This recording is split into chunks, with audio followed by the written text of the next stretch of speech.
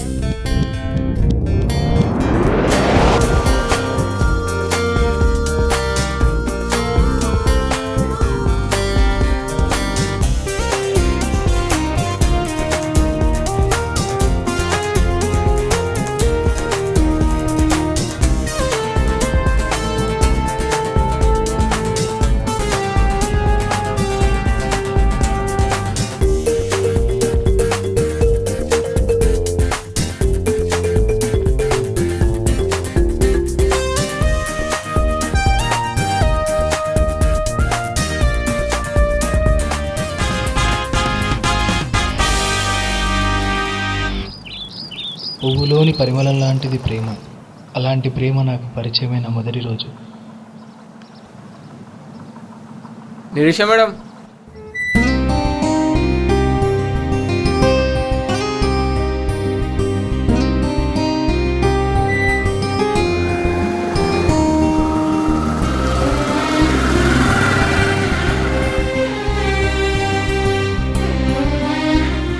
ఏ దివి నుండి వాలిందో తెలియదు. చూడగానే నాలో ఏదో అలజడి మొదలైంది. తనివి తీరా ఇంకా చూడాలనుంది.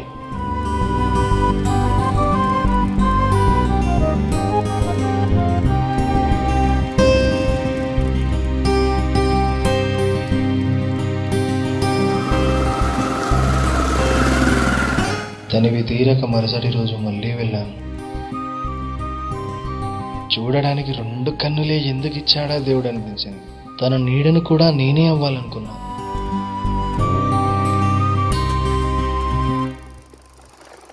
నిరీష మేడం, ఆ రోజు మే 17. తనను మళ్ళీ చూడడానికి వెళ్ళా. ఆ రోజు నాకు విషయం తెలిసింది.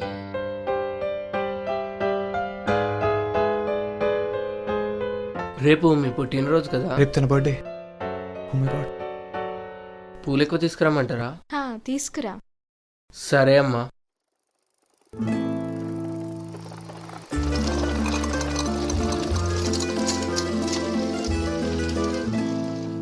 భయ్యా రేపు తన పుట్టినరోజు అంట కదా.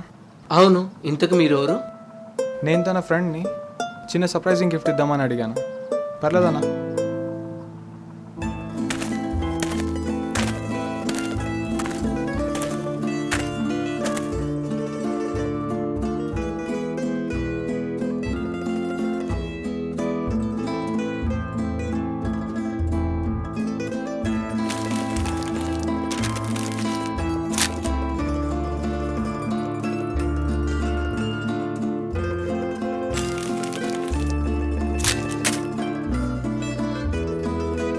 గిఫ్ట్ ప్రతి ఒక్కరు ఇస్తారు. మంచి గ్రీటింగ్ ఇద్దామని నైట్ ఆలోచించి ఒక లెటర్ రాశాను.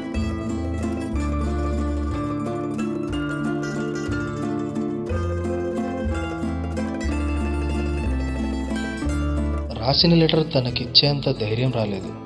అది భయమో ఏమో తెలియని ఒక ఫీలింగ్.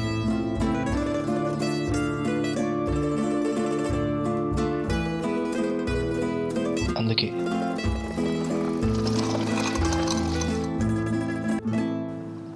భయ్యా ఈ ఉత్తరం ఇంకా ఫ్లవర్ నిరీష గారికి ఇవ్వరా? నేనెందుకు ఇవ్వాలి, మీరే ఇవ్వచ్చుగా. నేను చెప్పాను కదా నేను ఇస్తే తిరిగి ఉండదు. అందుకే మీరు ఇవ్వండి భయ్యా ప్లీజ్. అలాగే బా. నిరీష మేడం,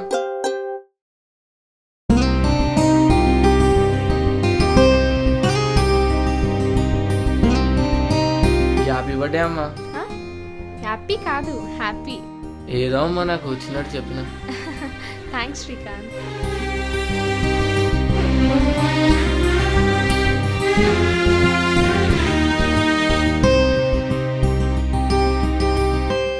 మీకు ఒక అతను దిమ్మనిచ్చాడు. ఏంటిది? ఏమో అమ్మ, పుట్టినరోజు శుభాకాంక్షలు చెప్పానని చెప్పి ఈ ఉత్తరం ఇంకా పూలు ఇచ్చాడు. సరే మేడం, ముందింట్లో పూలు ఇచ్చేస్తాను.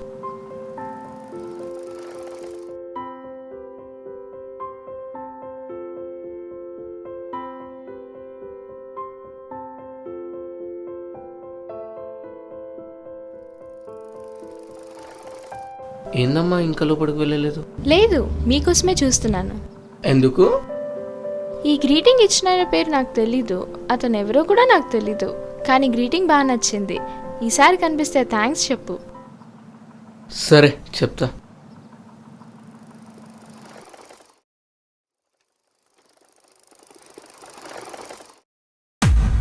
చూడబోయా, నేను పూలవనే కావచ్చు, నిరీక్ష నన్ను సొంత మనిషిలా చూసుకుంటుంది.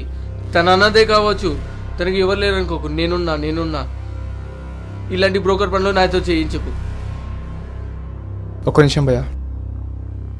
చూడటానికి ఫంకీగా మంకీ మెల్ల కనిపించవచ్చు భయ్యా, కానీ నేను మనిషినే, నాకు మనసుంది. ఆ మనసుతోనే తను ప్రేమించా. తను అనాథ అనే విషయం మీరు చెప్పేంతవరకు తెలీదు. ఇప్పుడు తనపై ఉన్న ప్రేమ ఇంకా ఎక్కువైంది, ఎందుకంటే తనకు అన్నీ నేనే అవుతున్నాను కాబట్టి. నేనే తన దగ్గరకు వెళ్ళి నా ప్రేమను తెలియజేయవచ్చు, కానీ నాకంటే ముందుగా నా మనసులో ఉన్న ప్రేమని తన మనసుకి పరిచయం చేయాలనుకున్నా. అందుకే తన నీడలో ఉండి ప్రేమిస్తున్నా. మీకు మనసుంది, ఆ మనసుకి నా ప్రేమపై నమ్మకం కలిగితే ఈ లెటర్ ఇవ్వండి, లేదా చించేయండి.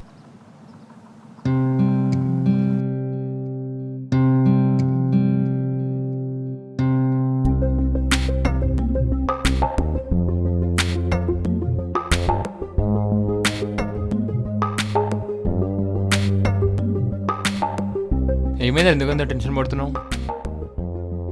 అది కాదురా, వాడు లెటర్ ఇచ్చాడో లేదో. ఏం కాదురా, నీ ప్రేమ నిజమైంది, నిజాయితీ ఉన్నది. వాడు తప్పకుండా ఇస్తాడు, నువ్వు టెన్షన్ పడకురా. సరేరా. నిరీక్ష మేడం,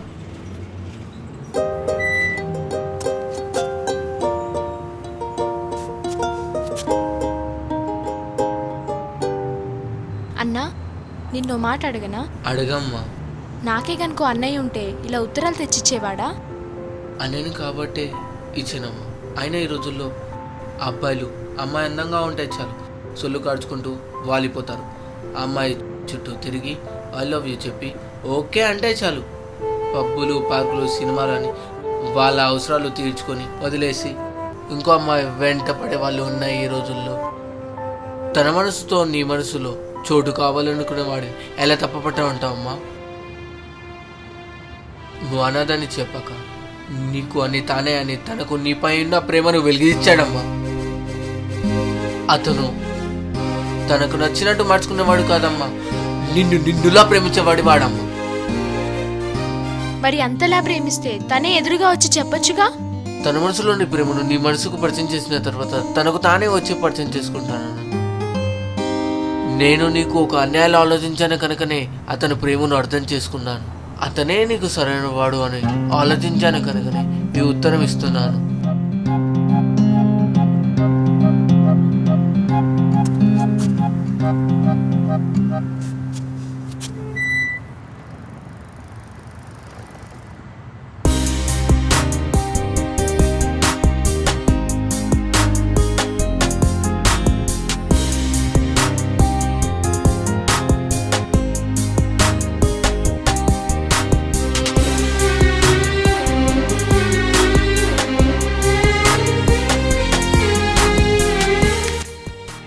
నీకై నీడలా నేనున్నా, నీవెప్పుడు అనాథ కాదు. గులాబీ నీవైతే దానికి రక్షగా ఉండే ముళ్ళును నేనవుతా.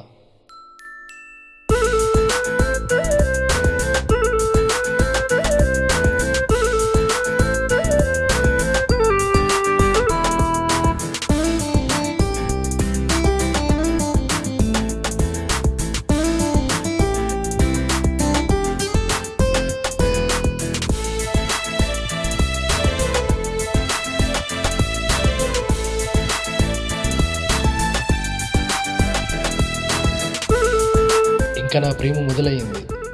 తనకు నేనెవరో తెలియకుండా తన వెనక ఫాలో అవడం చాలా చాలా నచ్చింది. చెప్పలేని సంతోషం.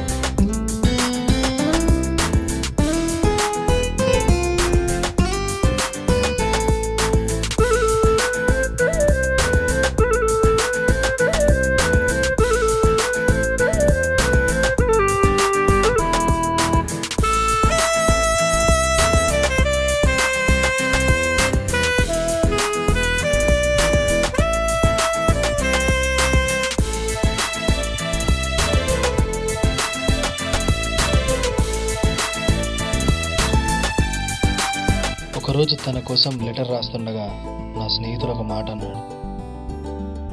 అరే మామ, ఇలా ఎన్ని రోజులు లెటర్స్ రాస్తావు? డైరెక్ట్గా నీ నంబర్ వచ్చుగా. అరే మామ, ఫోన్ నెంబర్ ఇస్తే రోజు సొల్లారా? అదే కొద్ది రోజుల తర్వాత తన మాటలు వినాలన్నా బోర్ కొడుతుందిరా. ఆ తర్వాత లెట్స్ బ్రేకప్ అనిపించవచ్చు. అవసరమా? నాకు ఇది అవసరమా? అదే లెటర్స్ అయితే ఎప్పుడెప్పుడు తనతో మాట్లాడాలా, ఎప్పుడెప్పుడు తనతో కలవాలా అనే ఫీలింగ్ ఉందే. సూపర్ బ్రా. పైగా పెద్దలు అన్నారు, ఆలస్యం అమృతమని. నా కోసమే. కానీ విషయం కాకుండా చూసుకో అన్న. రేయ్ రేయ్, వాడన్నంలో తప్పేముందిరా? ఆలస్యం అమృతం విషయం అన్నారు పెద్దలు. నువ్వు అమృతం వరకే చెప్పావు, వాడు విషయం కూడా చెప్పాడు. ఇవన్నీ కాదురా, ఫస్ట్ అమ్మాయితో మాట్లాడు, నీ మనసులో నన్ను చెప్పు. వాడు అలా అనగానే తనని కలుద్దాం అనుకున్నా.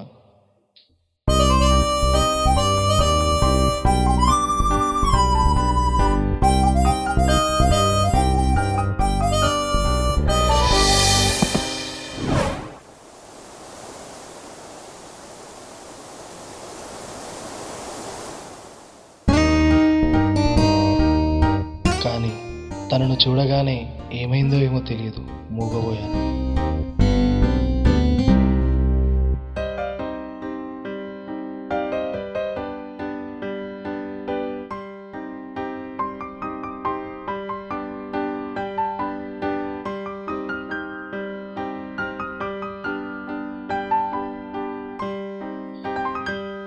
టెంపుల్లో కలుద్దామని ఒక లెటర్ రాశాను.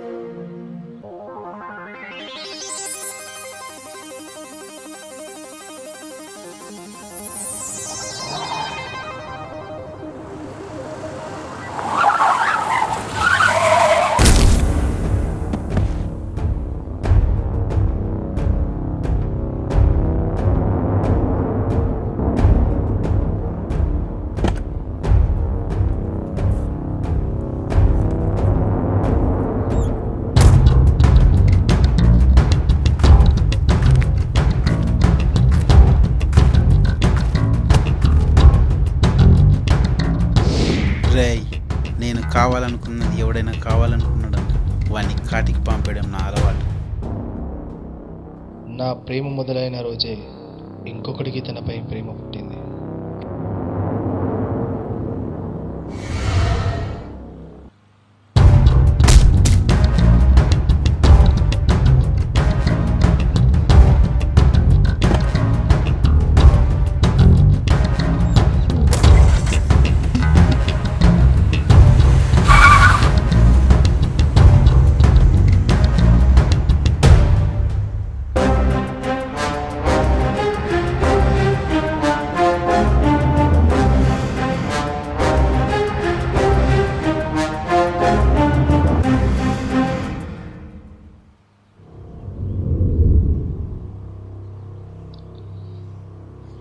తనని చూడాలన్న కోరిక నన్ను మళ్ళీ కదిలించింది.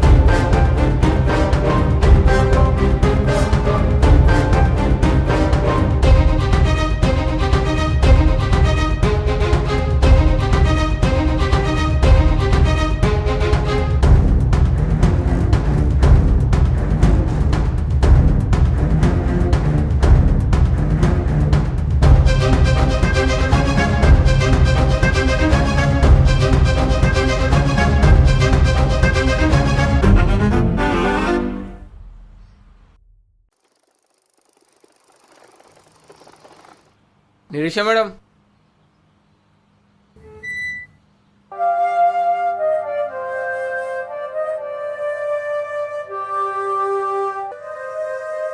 అదేంటన్నయ్య పువ్వులు మాత్రమే తీసుకొస్తున్నారు, ఉత్తరం తీసుకురాలేదా? కొంచెం పని ఉండి అటువైపు వెళ్ళలేదు.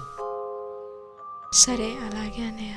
అన్నయ్య, వాసుకి ఇది ఇచ్చేసి తన ఫోన్ నంబర్ అడుగుతారా? సరే అమ్మా.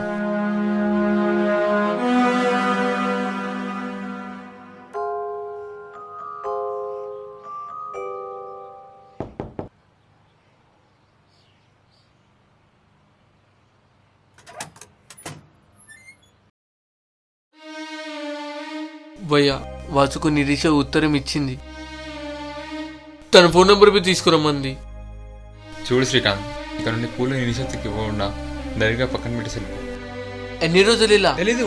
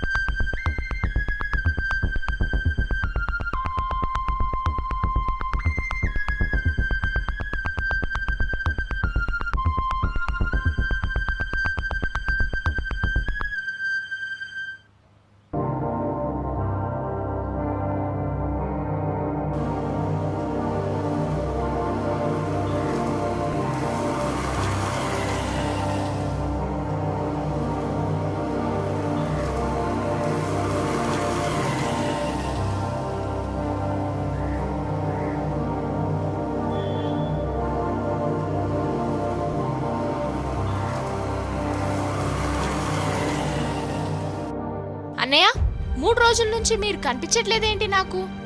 పువ్వులు అక్కడ పెట్టేసి వెళ్తున్నారేంటి? అయినా నాకు ఒక విషయం అర్థం కావట్లేదు. వాసుది కూడా ఫోన్ నంబర్ అడిగానా నేను? అసలు ఉత్తరాలకు కూడా రిప్లై లేదంటనయ్య. ఎందుకు మీరిద్దరు కలిసి నన్ను మోసం చేస్తున్నారు? ఒక ఆడపిల్లని ఇలా మోసం చేయడం తప్పనిపించట్లేదా అన్నయ్య మీకు? నీకే కనుక సొంత చెల్లెలుంటే ఇలాగే చేస్తావా అన్నయ్య? ఎందుకన్నయ్య ఇలా నా జీవితంతో ఆడుకుంటున్నారు? నాకు ఒక విషయం చెప్పు. నాకు వాసు అడ్రస్ కావాలి ప్లీజ్. నేను వెళ్ళి మాట్లాడతా వాసుతో. ప్లీజ్ నాకు వాసు అడ్రస్ కావాలి.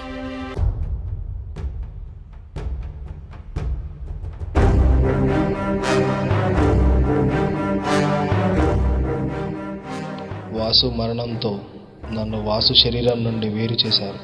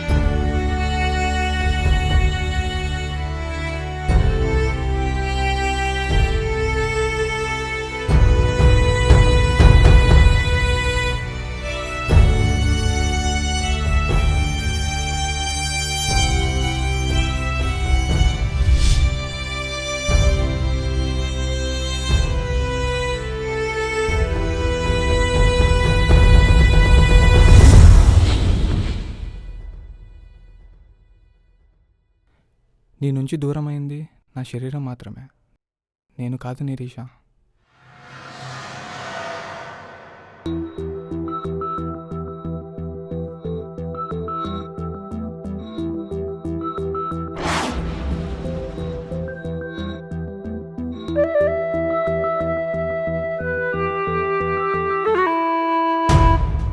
అన్నయ్య, వాసు చచ్చిపోయాడు అన్న విషయం నాకు ఎందుకు చెప్పలేదు? నన్ను ఎందుకు ఇలా మోసం చేశావు? మోసం కదమ్మా, భయం. వాసు లేడని నీకు తెలిస్తే నువ్వేమైపోతావని చెప్పలేదమ్మా. ఇలా ఉత్తరాయడం మానేస్తే అతను మోసం చేస్తాడని, ఇంకో అతన్ని నువ్వు జీవితంలోకి తెచ్చుకుంటావని ఇలా చేశాడమ్మా. అయినా ప్రేమ అనేది మనసుకు సంబంధించింది అన్నయ్య, మనుషులకు కాదు. మనుషులం దూరం కావచ్చు, కానీ మనుషుల మనసులో ఉన్న ప్రేమ ఎన్నింటికీ దూరం కాదు.